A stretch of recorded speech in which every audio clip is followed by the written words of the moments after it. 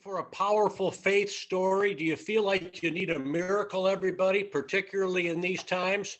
We have a guest who I think will inspire you with his story in every way. His name is Kevin Minley, and we're delighted to have him on My Faith with Homer and Pip, with the incomparable Steve the Homer True, and the man we can't do it without, Brent Young, our producer. Brent Young, I'm Tommy Pippins, and we're going to get started with the Homer who always tees it up first. So take it away with Kevin, Steve. I pride myself, Kevin, in knowing nothing because I know if Pip set it up, this is going to be an amazing story. I don't know where you're going to start. I don't know what you're going to start with, but I know it's good. Take it away. All right. Well, first of all, I just want to say thanks for having me on.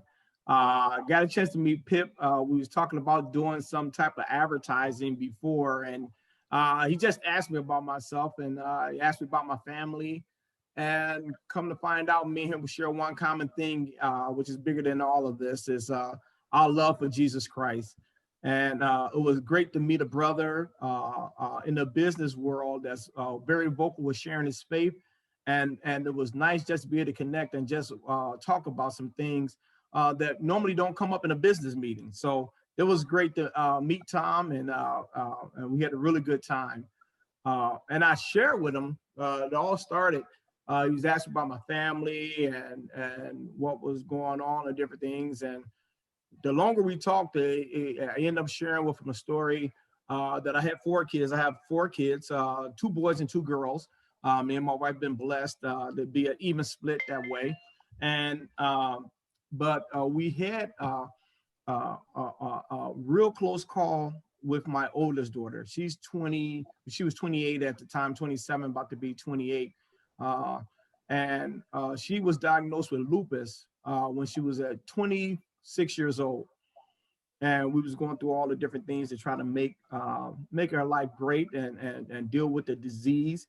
And the way the disease does, it actually attacks your healthy blood cells, the way I understand it. And it tells your body that your healthy organs are not working properly, that there's some type of disease, and it goes and attacks it. And it causes all kind of discomfort, pain, and all kind of issues. So one of the treatments that they decided to do was have her do chemo. And while she was doing chemo, when it came down to her last bout of chemo, they said, okay, she's all done, everything is great. And this is February of 2018, the 2nd, I'll never forget it. And so she went home, and later on that night, she was having chest pains. So they rushed her to the hospital. And when she get there, she coded, and she was off for approximately 44 minutes. And it was a real tough time. They tried to freeze her, they tried to bring her back, and they had on life support. And they went through a bunch of different series of trying to make her work, and to a point where the doctors just told us, you know, she's not going to make it. It's not going to happen, and we need to start doing different things. So me and my wife, being faith-filled people, we just wasn't ready to accept that diagnosis yet. And we understand that the doctors, they knew exactly what they're talking about. They're the professionals. They went to school for it, but we believe that God had a different plan. So by her being so young, no children and everything, and we're such a tight-knit family, whenever anyone would come in the room, it just became a very sad place, because everyone kind of figured that it was time to say goodbye. But me and my wife decided, you know what, we believe in God. We trust in God for a miracle, and we believe that he's going to turn this around. So we made the decision that, from now on, we wasn't going to let anybody in the room that wasn't believing for a miracle, that they wasn't believing for a healing from God, that we didn't need anyone coming in feeding into that was going to happen. We allowed the doctors in, but we didn't have any other visitors come in. So it was me and my wife, my pastor came over, we prayed, We prayed every day, all night, and day after day after day. And every day, it seemed like they would call us into the room over and over again and they would say, hey, you know, she's not showing any signs. There's no brain activity. What you see is what you're going to get, and there's nothing else we could do for her. And she stayed in MICU for about 8 days until they were saying, you know, okay, well, if you guys are not going to take her off life support, then you guys need to move her. We need to put her to a position where we can move her to a care facility, and she's going to be this way the rest of her life. So they cut a trick in her mouth because they had to move her so she can have a feeding tube, and they moved her to a life care facility out in Oconomowoc. And then right before she got ready to move, we say, Mimi, just so you know, we get ready to move. We get ready to take you, and this is what's going to happen. So we getting out of here today. We're going to a different place. And that minute, you know, God is so faithful. He gave us she gave me a little squeeze on her finger, like, you know, something is going on here, right? And when she did that, the nurse, which was a faith-filled woman as well, she immediately started crying, and she said, I told you that she was in there. I told you that she's still in there. Don't give up. She's still there. And she said, and my wife told the doctors, even when they kept telling us, you know, give up, it's not going to happen. She said, well, thank you for what you've done. We appreciate everything you have, but you're going to see a true miracle. You're going to see her walk back in here, and she's going to walk out of this place, and you're going to see a true miracle. God is going to heal her body. And the doctors, they were so gracious. They really were. They helped us, and they made her as comfortable as she can be. So they moved us to this life care facility out on Oconomowoc. And we would keep vigil. You know, we would always make sure that someone was with her 24 hours a day. I always took the night shift, you know, after I got off of work. So this is 3 weeks in now. And I'm in the middle of the night. I'm laying there. I'm just looking over, and I'm just talking to her. I said, Mimi, you ready to get up? You ready to get up? You know, just start coming with some things to say to her. And I could see something in her eyes, and believe it or not, you know, I just said, come on, Mimi. And I was just joking around, and, you know, I didn't think nothing was gonna happen. And she leaned up, right? And she kind of jumped out, kind of scared me. And I had to push the button to call a nurse. And, you know, I kind of just held her, and they come running in. And I said, well, you know, she's out the bed. They said, we didn't know she could do that. I said, I didn't either. So once she started doing that, that just started a whole series. Now the doctors got engaged. You know, I guess I like to say they faith united with our faith, right? So they got engaged. The next day, they brought in some physical therapy people, and they just started, you know, just working with her hands and, you know, sitting her up and trying to do different things and just seeing if she would respond. And this went on for about a week, but then all of a sudden she just started kicking in. Then we getting out of bed. Now she's starting to walk, right? Then she's starting to form her words again. And then we start moving around. When I tell you, it did not take her 6 weeks before she started walking and talking and coming out of that situation. She walked out of that life care facility March 18th, 6 weeks after she was there 44 minutes. So she was we never had to put into a permanent facility. We never had to put into a care that, because the doctor said if she's going to be a vegetable the rest of her life, that's what you're going to see. She is walking, she's talking, she's very active in her church. She does the kid ministry and she does the sound ministry. And if you will walk right in right now, you will see the energy that she has. She's 31 years old right now, and she has just been an amazing testimony of just how powerful God is. He's going to answer you if you ask him. He's going to ask you, and sometimes you're going to get the answer that you like. And you may not understand it. Sometimes you're going to get the answer that you don't like, and you won't understand that. But the main thing is that you trust God and you believe him to be the final authority in your life. I know it made a big difference in me and my wife, her siblings' life.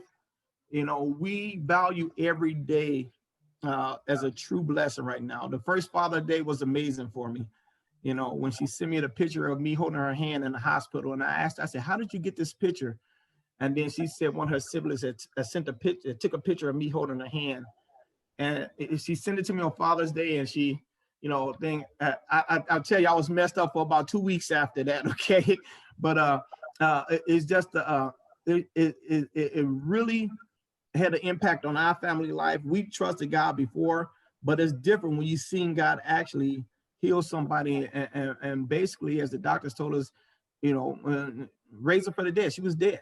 It wasn't nothing else they could do. She was mentally dead, and before that, before they declared her that, she was dead on the table for 44 minutes. So, and again, she's walking around, she's functioning. We just came back from Arizona. She doesn't have a caregiver or something like that. She lives on her own. So, you know, a great recovery, a great blessing, just a great miracle. She even posted blogs about it. So she tells everybody her testimony as well. I knew Pip Tommy never disappoints. I want to ask you more questions, but I also want to talk to the doctors. How do they explain it? Because I don't think they're going to say it was a miracle. Your faith in God did it. The difficulty being so many situations they've dealt with where this doesn't happen. Yes. We do have one doctor says miracle. And I tell you what, when she goes to different her doctor's appointments now, sometimes people will read her chart, and I'm telling you, God is amazing. He really is. The nurse will come in, or even the doctor will come in, they go like this. You know, they go like this. So you're the one, right? They tell her that. We read your chart and it's just amazing. You know, we read your chart and it's just unbelievable. I cannot believe you just sitting here. I just cannot believe you just talking there. So you know, even in the medical profession, you still have some believers in Christ, and you still have people that believe that. But you do have some people, even at my work, because they knew they knew what was going on, and they knew everything was happening. And when they saw her make a recovery, and when they see her walk back in, you know, everybody's, you know, have tears in the car. Now everybody knows her. You know, they know she's around. But when it first happened, and when she first came back, started coming in, you know, everyone just couldn't believe it. So it has definitely been a blessing for our family. It definitely renewed my faith. But it was a journey. It was you know, that's a lot of emotions going through that, right? So it made us stronger together. It made us stronger in our faith. But it was definitely a battle going through that time. I mean, how do you keep believing when the doctor's just telling you is no? Why? How do you keep believing when they try to pull out their charts and they show you no brain activity? How do you keep going and trusting God when you have the neurologist who has been through school all his life, and they tell you there's nothing they can do, and the MICU department, and it seemed like every day they would call us into this room. I hated going in that room. And they would sit across the table from me and my wife, and we would sit on this side, and they would start laying out the facts. They was laying out what their science told them. And it's hard to sit across the table and hear those things. I remember I asked the neurologist, I said, do you have a doctor? You know, I said, do you have any kids? Do you have a daughter? And he said, no. I said, then how can you tell me, you know, it's time to pull the plug on my daughter? You know, this is not someone that's, you know, 40, 50, 60 years old. She's 27 at the time. So, no, but it is, they have seen a lot of times that people have come on and say how great it is to see her, especially some of the people who know her well. First, I don't know that, I mean, I'm never amazed by what God does, but I'm amazed by you and your wife. All right, let's go through 5 days, 10 days. You're humans. At some point you have to say, all right, we gave it our best shot. Maybe this is God's plan. Your strength and your humanness, I'm not capable of comprehending it, because I try to think how I would be. And at some point, I don't know what the day is. Okay, we surrender to you, God. And that's absolutely a great question. And that did happen. I became more human quicker than my wife did. Okay. So when they kept telling me this, and I said, hey, but I said, honey, I said, are you prepared to leave Camellia like this the rest of her life? Because I'm not. I'm not prepared to see her live like this the rest of her life. And she said, honey, it's gonna be fine. We're gonna go through this and this. So I prayed this prayer, and I remember, and I know I'm not a Bible scholar, but I know a lot I read the Word a lot, and I asked God. I said, God, God, I believe, but help my unbelief. And I couldn't remember where I got that from, so I went back to find it, and it was a scripture in the Bible where a man took his daughter to Jesus, and he said, I'm sorry, so a father took his son to Jesus and said, I took my disciples to your, took my son to your disciples, and they couldn't cast this demon out of him. And he keep throwing himself against the ground, and he ends up dying. And he's almost about to kill himself.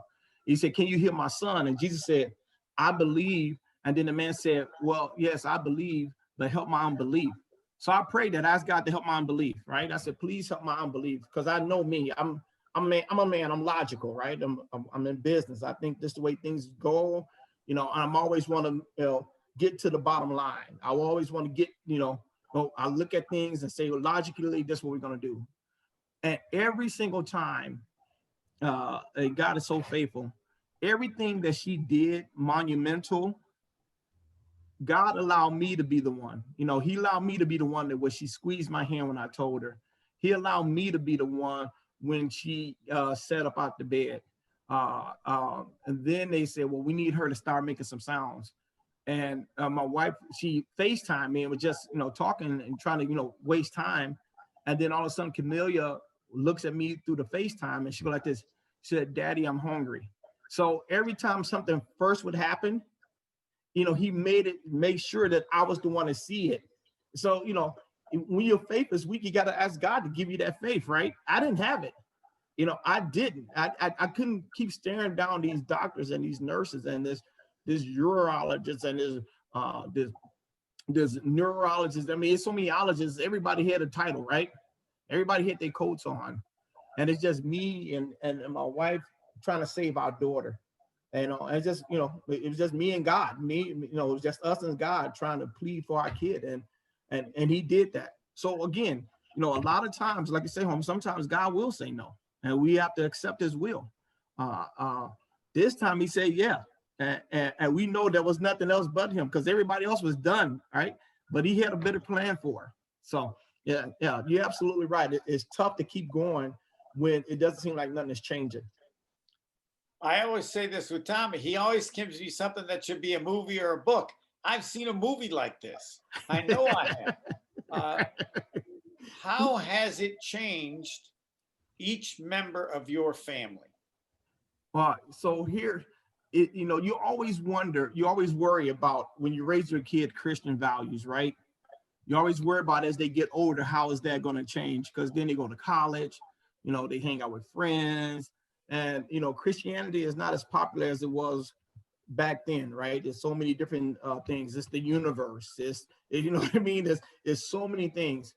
What I really like about it, it did bring the family closer together. And as my her younger siblings which were in college at the time, and they all got Christian backgrounds, I think it helped with them, with their friends.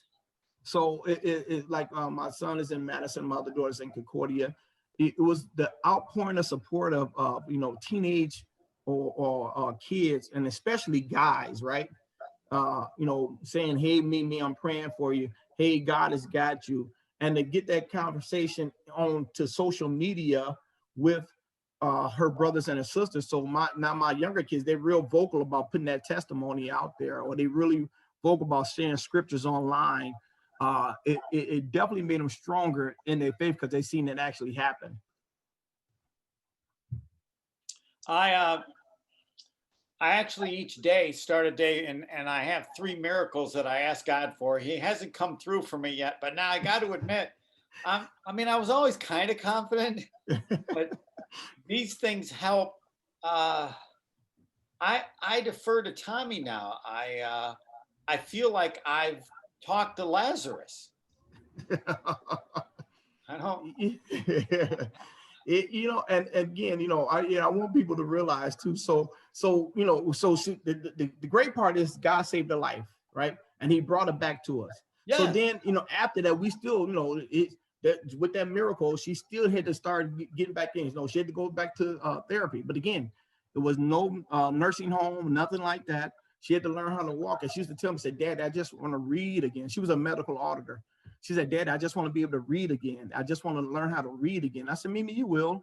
And true enough, she's reading again. You know, she's active, she's driving, she's living on her own.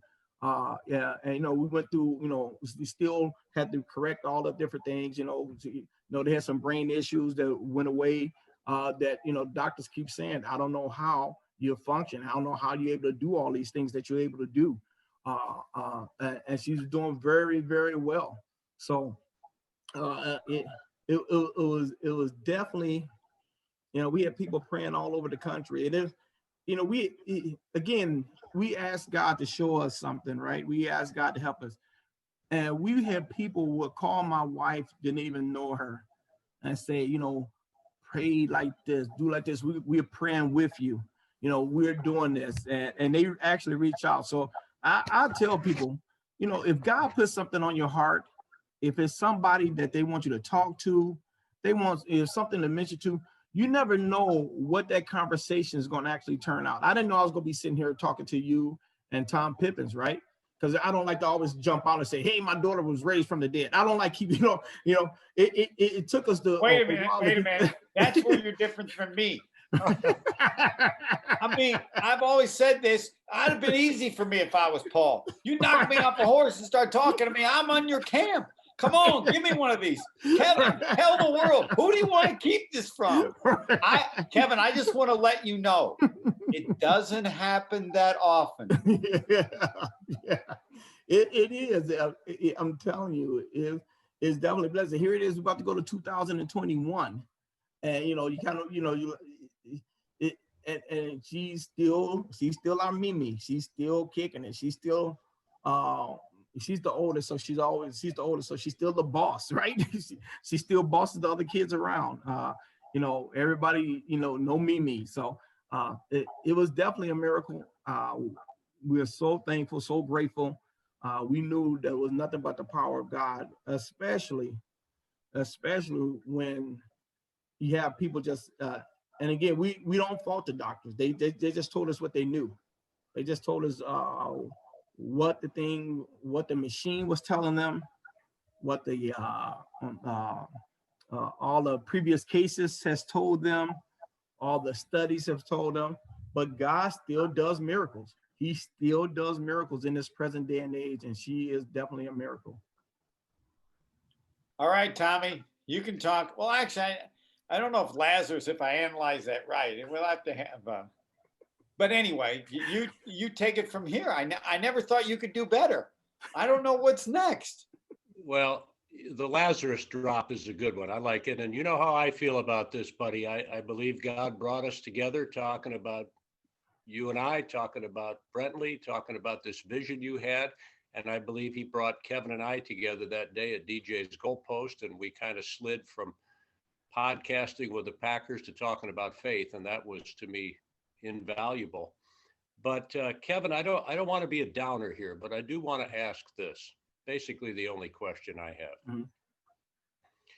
Had you lost Mimi, had mm-hmm. God decided to take her and give her the ultimate healing, mm-hmm. how would you have been impacted? And I ask that with great respect, knowing it's difficult, because there probably are people within the sound of our voices who did not have the miracle that you were blessed with. And during the time, I thought about it a lot, you know, what life would be without Mimi, right? You know, I kept saying, God, this is too young. You know,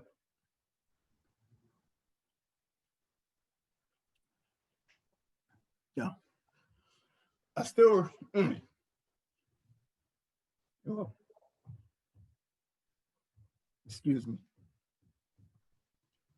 I still remember my son called and told us that she had passed away. and he was screaming on the phone. And we was like, no, no, no, no, no. We told him to calm down. That didn't happen because she was at the hospital and she had coded, and they told her she had passed away. We jumped in the car. We started driving toward Freighter. And we said, no, no, no, no, no. She's going and me, my wife, and her other sister, we jumped in the car and we started praying as we was driving in. And that we just kept saying, no, God, no, God, no, God.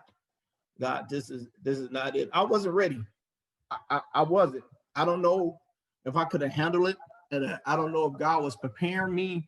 I don't know if he was letting me, those, 5 days, 7 days, was he, saying, Kevin, you're going to have to get used to this?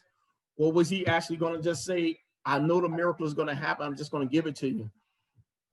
We have to accept God's will no matter what. I've lost people. I've never lost a child. Thank God. Thank God. I've lost people that's close to me, and I understand. And what I often, it's easy for me to say to people about myself when I'm dealing with death or anything like this. I say, as a Christian, that's our finest hour. If you're a believer, it's great to be a part. I have a great life. I have a great wife. I have great children, but nothing can compare to what God has for me in the eternal life, right? So my faith believes that, so God granted us so we can have more time with Camellia. He granted us more time so we could be that more of a stronger family unit, But however, as a Christians, we don't fear death, right? We believe that the plan that God has for us far exceeds this life that we've lived here. So it would have been tough. I would have been tough by missing her. However, I know in my heart, I would have faith to know that God had her in a better place than we have right now. So I'm thankful that he gave it back. I truly am. But I raised my family and my kids. We know that God has it. This world is not it. If it was, that'd be awful, right? I mean, if that's as far as it goes right here, this is okay, but it's not that great. When we get to heaven, that's when we really see. That's when we see Jesus. That's when we get to see, all the things that we preached about and talked about down here. That's beautiful, Kevin. I love what I've heard about when someone passes away who believes, who has the faith that you have in your family. There is mourning here, there are tears, but there's joy in heaven, and the person coming in gets a standing ovation from all the angels. So thank you for sharing. It was beautiful. Homer, are we finished, or is there anything else from you, buddy? We're finished, but I do want to advise all the people. We love to know my faith, and you don't have to top Lazarus. You just everybody's story is different, and I feel like and again, the greatness of God is in so many different ways, but I will admit, as a human, I need a miracle every now and then, just to remind me, because I believe everything occurs with his acceptance, or he could change anything. So I'd like to thank you, Kevin. A miracle every now and then. It's what people got. People, when they say they want a miracle, a miracle means against all odds, right? Correct. That means that you are fighting against everything that's within you, everything out of outside forces. And that is a thing. I tell you what, when Mimi started getting better and everything started coming together, I'm a high energy guy. I mean, I get up at 4 o'clock in the morning. I go to bed at 11 o'clock at night. I'm constantly on the go. After that happened, I was worn out. I was just tired. People say they want a miracle. In order to get to that miracle, that means you're facing something that's against you. You ever watch those strongman competitions, man? The stuff that they do is ridiculous, but once they're done, it's worn out. So, if people, in order to get a miracle, that means you're dealing with something that's probably pretty serious. And I thank God he did it, but I don't want to go through that again. Take it away, Tommy. Well, as Homer would say once in a while, I lied. I do have two questions, but they are very brief, one-line answers, if that. You think we might have the privilege of having your beautiful daughter Mimi on to talk about her faith sometime? I was just, it's amazing. What I was just thinking on here, I was like this, it'd be cool if Camellia would come on here and share her story. And she would. I mean, she was open. Yes, she would. I'm sure she would. Absolutely. And would you be open to, because the guys have met you virtually, haven't had the pleasure as I have of meeting you in person. Why don't we go back to DJ's and the four of us will have lunch as a show of thanks for your sharing your incredible faith story and blessing many, including us. Yes, I will. Absolutely. That'll be awesome. That'll be great. Thank you guys for giving me a platform. I've always said that this story needs to get out. I just don't have, just didn't have the energy or just didn't have, you know what I mean? The means and stuff like this. But God, we need to brag on God. We can brag on the Packers. We can brag on my Chicago Bears when they are playing something, but we need to brag on God, right? That's the ultimate. He's the great victorious, right? So we need to be bragging on God. So thank you for giving me an opportunity to brag on our Lord. And I want to thank you because I'm going to steal that. Yeah. Bragging on God. That's well put. That could end up on a t-shirt, and Tommy knows it could. That's right. These t-shirts are awesome. And Kevin, I don't know, I don't mean to be rude, but I think maybe the Bears need God at quarterback, but that's another story, right? We'll discuss. No, this proves that even God has limitations. I mean, God goes to the Packers. You put that quarterback and want me to help? Come on. I think Kevin's got a few lines for you. We'll get to that over lunch. This has been My Faith with Homer and Pip for, again, one of the best in the whole world, Steve the Homer True. And I say the same for our producer, Brent Young. We cannot, again, make this happen without him. Kevin Minley, thank you. God bless you and your family. Until next time, everybody, keep the faith. This has been My Faith with Homer and Pip. So long, and God bless you.